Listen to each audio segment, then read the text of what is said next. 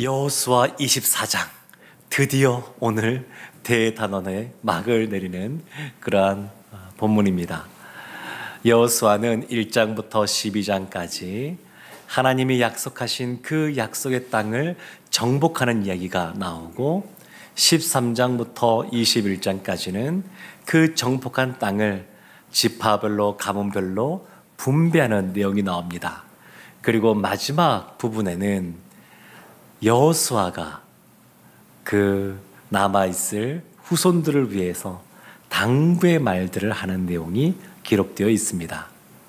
지금 여호수아가 이스라엘을 향하여 그들을 불러 모으고 마지막 메시지, 유언의 메시지를 지금 남겨주고 있습니다. 1절 말씀 보면 이렇게 시작을 합니다.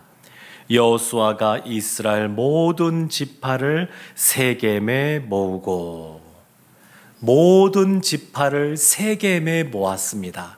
이 세겜은 아브라함이 이 땅에 와서 처음 하나님께 제단을 쌓은 곳이고, 이 세겜은 모압 지역에서 하나님 앞에 이제 약속의 땅에 들어가면 언약을 체결해라 라는 말을 듣고 에발산과 그리심산, 거기에서 하나님과 언약을 체결했는데 그곳이 바로 세겜 땅입니다.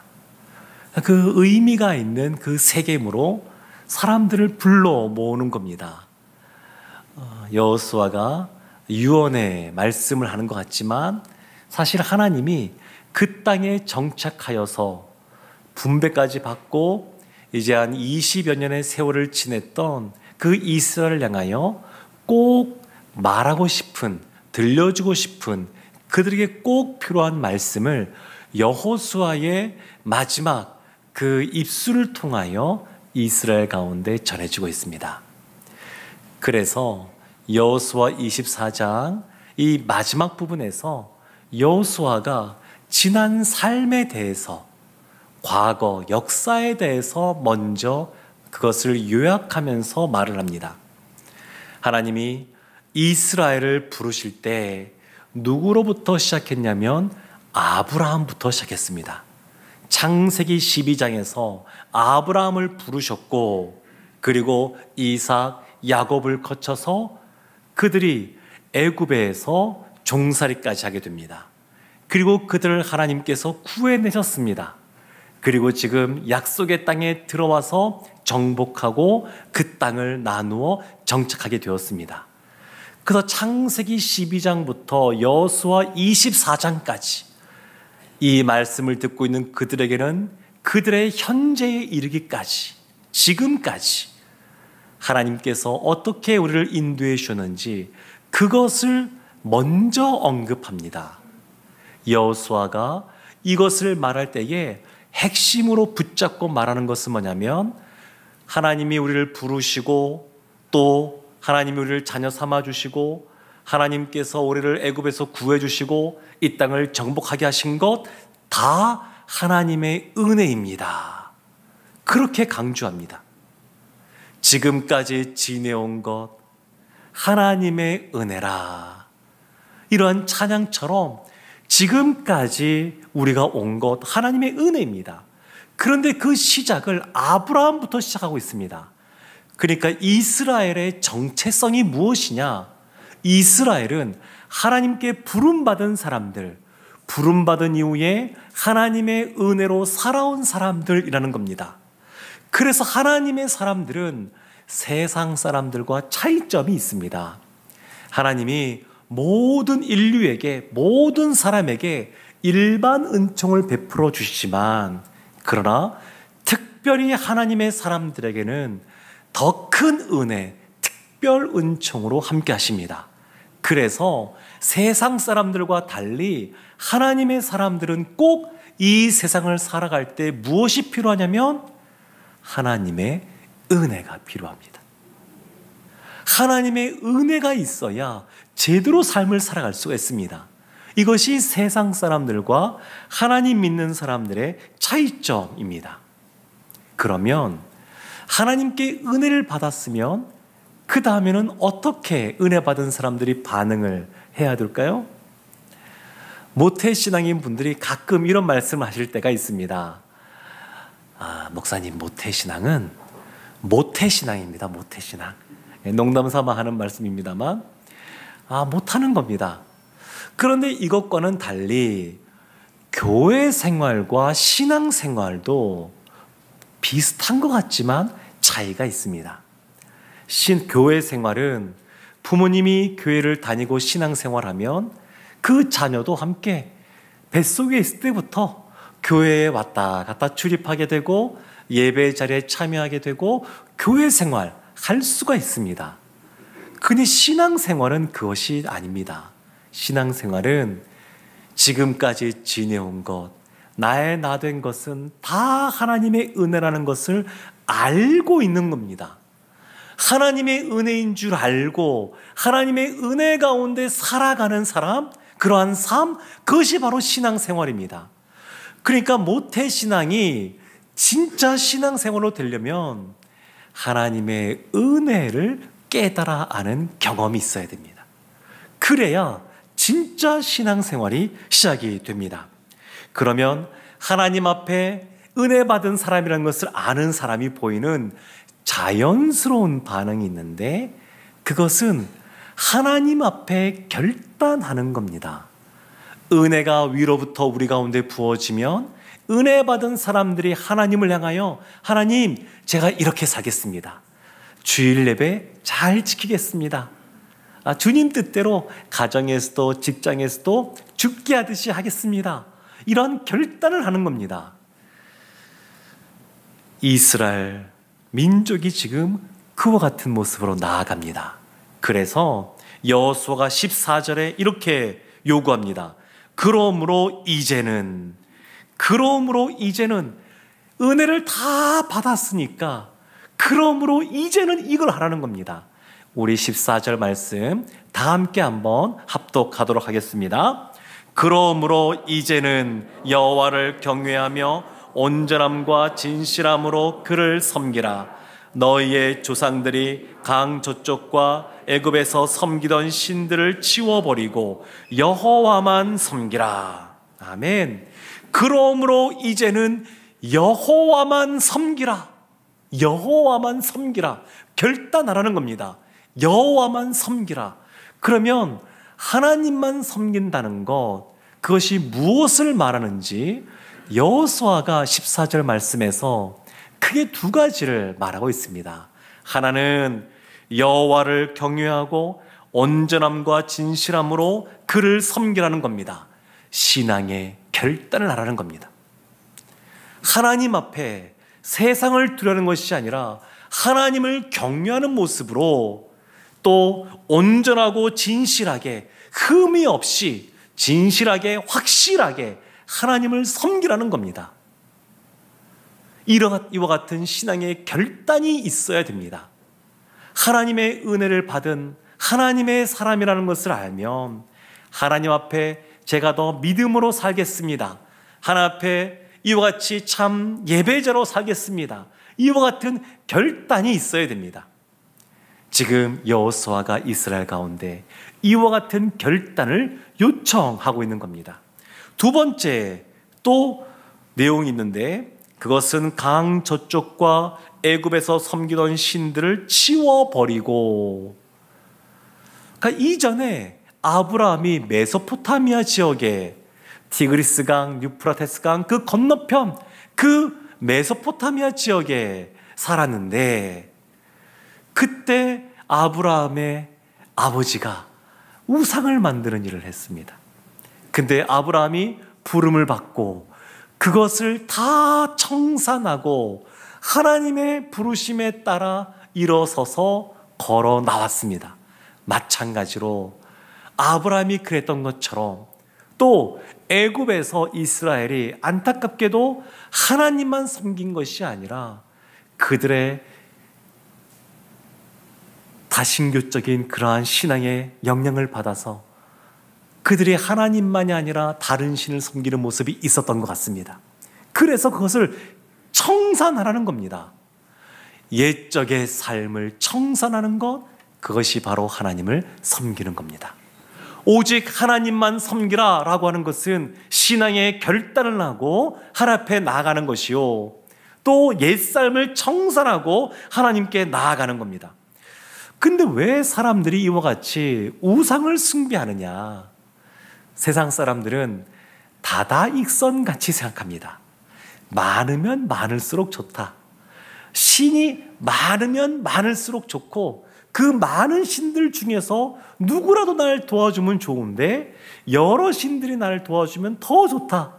그래서 일본에 가도 그렇고 인도 이런 데 가도 그렇고 신이 너무너무 많아서 그들도 셀 수가 없고 알 수가 없습니다. 너무너무 많습니다. 별것이 다 신이라고 말합니다. 그들의 생각에는 모든 것이 다 신이니까 유일하신 하나님만 믿으라고 하는 이 유일신 사상을 받아들이기가 굉장히 어렵습니다. 아니, 하나보단 둘이 낫고 둘보단 넷이 나은 것 아닙니까? 이렇게 생각할 수 있지만 지금 여호수아가 말하는 것은 그런 것이 아니라 오직 하나님만 섬기라고 말하고 있습니다. 사랑하는 성도 여러분, 우리는 돌감람나무입니다. 하나님이 우리를 하나님의 자녀 삼아 주실 때는 돌감람나무인 우리를 가지를 쳐서 그 가지를 참감람나무에게 접붙여서 우리가 하나님의 자녀로 살아가는 겁니다. 그래서 뿌리가 두 개가 아니라 하나입니다.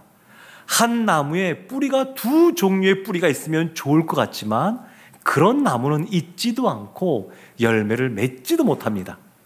어떠한 사람이 하나님의 그러한 은혜 가운데 열매를 맺는 삶을 사냐면 세상의 것을 바라는 것이 아니라 하나님이 주신 은혜만으로 충분합니다. 복음만으로 충분합니다. 예수님만으로 충분합니다. 그렇게 생각하고 결단하고 살아가는 사람들, 그런 사람들이 하나님이 주시는 30배, 60배, 100배의 열매를 얻습니다. 하나님께 은혜 받은 사람, 그 사람이 결단하지 않으면 더 이상 신앙이 성장하지 않습니다. 하나님의 은혜 받은 것을 알고 감사하고 감격하면 그 이후에 결단을 해야 됩니다. 오직 하나님만 섬기기로 결단할 때 그 사람의 신앙이 성숙해져 갑니다. 15절 말씀 보면 여호수아가 다시 분명하게 이렇게 말합니다. 만일 여호와를 섬기는 것이 너희에게 좋지 않게 보이거든 너희 조상들이 강 저쪽에서 섬기던 신들이든지 또는 너희가 거주하는 땅에 있는 아모리 족속의 신들이든지 너희가 섬길 자를 오늘 택하라. 오직 나와 내 집은 여호와를 섬기겠노라 하니. 여호수아는 분명합니다. 오직 나와 내 집은 여호와를 섬기겠노라. 정체성이 분명합니다. 우리가 어디로부터 부름받았고 어떻게 이 삶을 살아가고 이후에 어떠한 곳에 가게 될지 여호수아는 그것을 분명히 알고 있었습니다.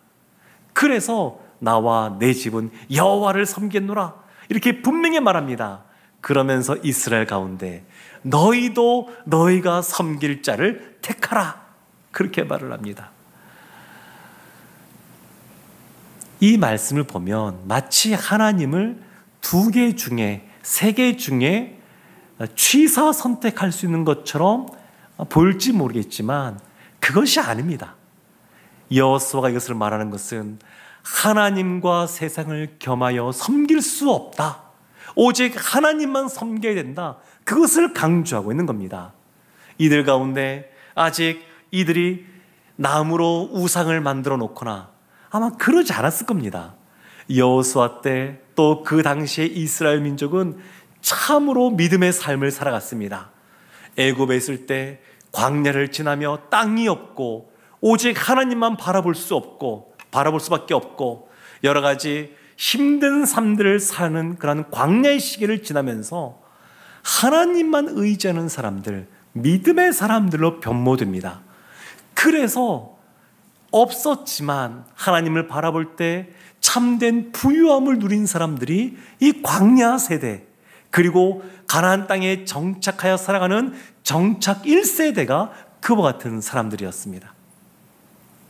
그래서 그들 가운데 나무로 돌로 우상을 만든 사람은 없었겠지만 여호수아가 그들의 역사, 그들이 애굽에 있을 때 그 애굽의 신들을 섬겼던 아버지, 할아버지의 이야기를 듣고 또 어린 나이에 그것을 본 사람도 있을 텐데 그것을 경계하고 있습니다. 그러면서 너희는 선택하라 라는 겁니다. 여호수아 말씀 보면 선택에 의해서 그들의 인생이 정반대로 결정된 경우들을 많이 볼 수 있습니다. 여리고성 전투 이후에 은과 금과 아름다운 외투가 좋아 보여서 몰래 감추어 두었던 아간, 하나님보다 자신의 탐심에 더 마음을 빼앗겨 버려서 결국 아간과 그의 가족들이 죽임을 당하는 안타까운 일이 벌어졌습니다. 반면에 죽을 수밖에 없던 이방 여인이었지만 여리고 성에 있었던 기생 라합은 하나님을 선택합니다. 그래서 라합과 온 가족이 구원을 얻습니다. 선택을 어떻게 하느냐, 어떠한 결단에 따라서 그들의 인생이, 그들의 가정의 삶이 달라졌습니다. 기브온 사람들, 그들은 여호수아와 그 군대가 하나님이 함께 하심으로 너무 강력한 줄 알고 싸워서 이길 수 없다고 생각하고 잘못된 방법이지만 그들을 속여서 결국 살아남게 됩니다. 반면에 남방에 있었던 예루살렘 왕을 중심으로 한 그 5 왕들, 또 북방에 있었던 수많은 왕들, 그들은 이스라엘과 싸우기로 결정을 합니다. 이 선택으로 말미암아 그 이유가 달라졌습니다. 그 민족이 결말이 달라졌습니다. 그러니까 여호수아가 이스라엘 가운데 보다 분명하게 말하는 겁니다. 너희가 선택을 해라. 사랑하는 성도 여러분, 은혜 받은 다음에 이와 같이 결단을 촉구할 때에 이스라엘 민족이 어떤 반응을 보였냐면 16절 말씀에 이와 같이 여호수아에게 대답합니다. 우리 함께 한 몫으로 말씀을 보도록 하겠습니다. 백성이 대답하여 이르되 우리가 결단코 여호와를 버리고 다른 신들을 섬기기를 하지 아니하오리니, 우리가 결단코 여호와를 버리지 않고 다른 신을 섬기지 않겠습니다. 오직 하나님만 섬기겠습니다. 여호수아가 요구했던 것처럼, 여호수아가 하나님만 섬기는 것처럼 이스라엘이 우리도 하나님만 섬기겠습니다, 그렇게 대답합니다. 그리고 한 번만이 아니라 한 번 더 합니다. 18절 말씀도 함께 합독하겠습니다. 여호와께서 또 모든 백성들과 이 땅에 거주하던 아모리 족속을 우리 앞에서 쫓아내셨음이라. 그러므로 우리도 여호와를 섬기리니 그는 우리 하나님이시니이다 하니라. 아멘. 우리가 하나님을 섬기겠습니다. 하나님이 우리의 하나님입니다. 우리의 하나님. 그러면 이와 같은 대답을 들은 여호수아, 2번에 걸쳐서 우리가 하나님만 섬기겠습니다, 이 말을 들은 여호수아는 그 마음이 어떠하겠습니까? 마음이 기쁘고 그리고 평안해지고 그러지 않겠습니까? 그런데 여호수아가 보이는 반응은 전혀 상상하지 못했던 반응을 보입니다. 그 반응이 19절에 이렇게 나옵니다. 여호수아가 백성에게 이르되 너희가 하나님을 능히 섬기지 못할 것은 그는 거룩하신 하나님이시요 질투하시는 하나님이시니 너희의 잘못과 죄들을 사하지 아니하실 것임이라. 예상치 못한 말을 합니다.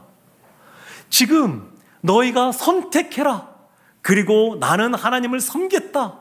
그래서 이스라엘이 반복해서 하나님만 섬기겠습니다, 섬기겠습니다 이렇게 대답했음에도 불구하고 여호수아가 너희는 섬길 수가 없다 이렇게 말을 합니다. 왜냐하면 하나님은 거룩하신 하나님이시기 때문에 죄인인 우리가 하나님께 나아갈 수가 없습니다. 그래서 하나님을 섬길 수가 없습니다. 거룩하신 하나님이시기에 죄로 얼룩진 우리가, 죄와 허물로 가득 찬 우리가 하나님을 섬길 수가 없습니다. 그래서 여호수아가 이것을 통해서 말씀하고자 하는 것은 뭐냐면, 하나님을 섬기는 것조차도 하나님의 은혜가 필요하다는 겁니다. 근데 하나님은 은혜가 풍성하신 분이십니다. 그래서 하나님의 자녀들에게 하나님께서 은혜를 다 주십니다. 은혜를 베풀지 않는 사람이 없습니다. 그런데 그 은혜를 깨달아 알고 있느냐, 아니면 은혜를 베푸셨음에도 불구하고 그 은혜를 은혜인 줄 모르고 살아가느냐, 여기에서 갈라지게 됩니다. 하나님이 은혜 베푸셨음에도 그것을 깨달아 알지 못하는 사람은 더 이상 하나님의 은혜를 바라보지 않습니다. 어느 순간 농사를 지을 때에 만나가 내릴 때는 하나님이시도 인정하지만, 농사를 지면서 봄에 씨앗을 뿌리고 그리고 가꾸고 땀 흘려서 수확하고 그러면 어느 순간 내가 일을 잘해서, 내가 노력해서 내가 이와 같은 수확을 거두었다, 이런 생각을 하기가 쉽습니다. 더 성실한 사람, 그 땅을 개척해서 남들보다 2배나 되는 땅을 개간하여 농사를 짓는 사람은 다른 사람보다 소출이 2배나 많아지면 하나님의 은혜입니다, 이것이 아니라 내가 밤잠을 안 자고 내가 많은 걸 투자해서 이와 같은 것을 거두었다, 이런 생각을 하기가 쉽습니다. 처음에는 우리가 질병 가운데 있을 때 나음을 입으면 하나님의 은혜입니다, 이렇게 생각하다가도 시간이 지나면 내가 좋은 의사 선생님 병원을 잘 찾아갔어, 그리고 치료를 잘 받았고, 그리고 수술 이후에 내가 여러 가지 몸 관리를 잘해서 이와 같이 건강한 거야, 이런 생각들이 어느 순간 스며들게 되어 있습니다. 그러면 다른 신을 섬기는 것, 이스라엘이 처음부터 바알과 아세라를 섬긴 것이 아닙니다. 하나님의 은혜인 줄 알고 하나님만 섬겼는데 어느 순간 하나님 대신 자기 자신이 그 중심을 차지하게 되고, 그러면서 더 많은 것을 얻기 위해서, 더 많은 것을 소유하기 위해서 바알에게도 가고, 그리고 아사라에게도 한 발을 걸치고 있게 되는 겁니다. 사랑하는 성도 여러분, 그래서 이 말을 들은 이스라엘이 다시 한 번 더 여호수아에게 대답합니다. 그것이 21절 말씀입니다. 함께 합독하겠습니다. 백성이 여호수아에게 말하되 아니니이다, 우리가 여호와를 섬기겠나이다 하는지라. 지금 3번이나 말하고 있습니다. 성경에서 이런 경우가 굉장히 드뭅니다. 이스라엘이 3번이나 반복해서 너희는 못한다 그래도 아닙니다, 우리가 하나님을 섬기겠습니다, 하나님만 섬기겠습니다, 하나님이 우리의 하나님입니다, 이렇게 말을 합니다. 그랬더니 그 결과가 31절에 이렇게 나옵니다. 이스라엘이 여호수아가 사는 날 동안과 여호수아 뒤에 생존한 장로들, 곧 여호와께서 이스라엘을 위하여 행하신 모든 일을 아는 자들이 사는 날 동안 여호와를 섬겼더라. 결과입니다. 여호수아가 몇 번씩이나 반복해서 너희가 이제 섬길 자를 택하라, 오늘 지금 택하라, 나도 이제 하나님의 불을 받는 이때인데 지금 택하라. 그때 이스라엘이 하나님만 섬기겠습니다 대답했고, 그 결과 하나님을 섬겼습니다. 사랑하는 성도 여러분, 마지막에 사랑하는 자녀들, 후손들에게 유언의 메시지를 남긴다 그러면 어떤 말씀을 남기시겠습니까? 바라기는 여호수아처럼 나는 오직 하나님만 섬겼으니 너희도 하나님만 섬겨라. 이렇게 마지막 유언의 말씀을 남긴다 그러면 너무 아름답고 그의 자손들도 하나님을 떠나지 않고 하나님 안에 거하게 될 줄로 믿습니다. 여호수아서는 1장부터 24장까지 많은 내용을 담고 있지만 4개의 단어로 이것을 정리해 볼 수가 있습니다. 첫 번째는 건너라입니다. 건너라. 요단강을 앞에 두고 그들이 건널 수 있는 방법들이 없습니다. 그래서 요단강 앞에 가서 하나님께 기도합니다. 그때 하나님이 요단강 물이 그치게 하시고 이스라엘로 하여금 평안히 건너가게 하십니다. 건너라. 이것이 하나의 단어입니다. 또 하나는 취하다입니다. 취하다. 약속의 땅, 하나님이 아브라함 때부터 약속해 주신 그 약속의 땅을 정복 전쟁을 통하여 취하게 되는데, 이 취하는 내용들을 보게 되면 여리고 성을 앞에 두고 그들의 유월절을 지키며 할례를 행합니다. 전적으로 하나님을 신뢰하지 않고는 행할 수 없는 일들입니다.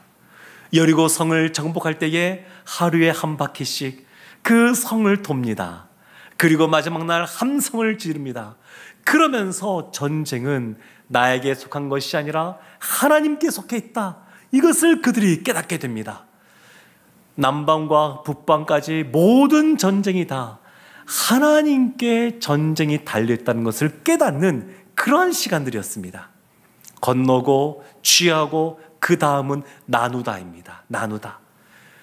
지파별로 가문별로 제비 뽑아서 하나님께서 주신 땅을 나누어 갖게 됩니다. 그리고 이것이 끝이 아니라 마지막 4번째가 남아 있습니다.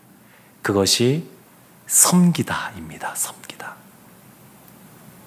이스라엘이 약속의 땅에 와서 요단강을 건너고 땅을 정복하고 땅을 나눴습니다. 그걸로 끝나는 것이 아니라 그들이 해야 될 것, 그들이 이 땅 가운데 온 이유, 그것은 바로 하나님을 섬기기 위해서입니다. 하나님이 우리에게 건강 주시고 또 우리에게 사랑하는 가족들도 주시고 또 일할 수 있는 그러한 환경들도 만들어 주시고 그리고 열매들을 맺게 해주시고 평안한 삶을 살게 하시는 것은 이유가 있습니다. 하나님을 예배하는, 하나님을 섬기는 참 예배자가 되라는 겁니다. 이것이 목적입니다. 여호수아를 통해서 우리가 하나님이 주시는 강하고 담대라는 이런 말씀을 듣고 우리가 마음의 용기를 얻을 뿐만 아니라 약속의 땅을 가르쳐 주시는 그 비전으로 말미암아 그 땅을 취할 뿐만 아니라 그 모든 것을 행하는 가장 궁극적인 목적은 하나님을 섬기는 것, 하나님이 찾으시는, 하나님이 기뻐하시는 예배자가 되는 것입니다. 사랑하는 성도 여러분, 여호수아서를 이제 마치면서 우리가 이 여호수아의 마지막 권면의 말씀, 이 말씀을 기억하기를 원합니다. 오직 하나님만 섬기기로, 하나님만 예배하기로 결심하고 다짐하고 그와 같이 행하는 우리 모두가 되기를 주님의 이름으로 축원합니다. 아멘.